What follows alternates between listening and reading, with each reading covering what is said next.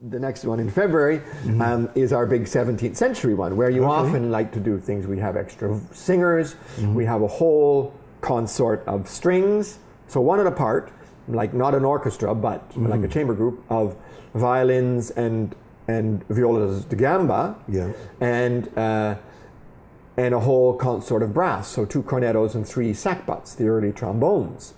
And Lucas Harris, who's a theorbo player in town and who's worked with us a great deal, is actually going to be curating this program. He has done a great deal of research into a manuscript, so written by hand, that comes from the 17th century. By this time, of course, there is music being published all over the place, but in this case, it was a minor prince archbishop in a town called Olmutz, or currently in the Czech Republic, who wanted to have music at his small court, which could reflect the grandeur of the imperial court in Vienna. So he sent one of his musicians to go to Vienna and copy out as much music as he could, with permission, so that he was not stealing it. But in those days, a lot of sacred music only got passed around in manuscript. So if you wanted to be able to perform it somewhere else, you had to go and write it out. So thankfully, this manuscript, which has over 1,000 pieces in it, has survived. And it's still a manuscript. No one has made it into a modern published edition yet. Certain pieces have been published.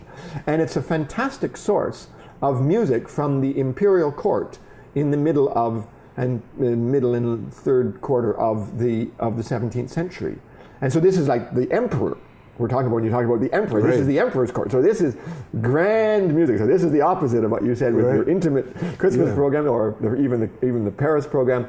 This is going to just, this is the big sound, and music which a lot of it is going to be not heard for the very first time, perhaps, although there might be some. But certainly for Toronto audiences, this is, Lucas has been is making his own transcriptions in some cases. Leopold I, the emperor in the third quarter, himself actually studied music very seriously and was a very fine composer. So we're going to actually have a piece or two by the emperor. So we call the program Splendours of the Imperial Chapel and of the Emperor's Court, Emperor's Chapel, I guess. And, it really is a sort of splendor style.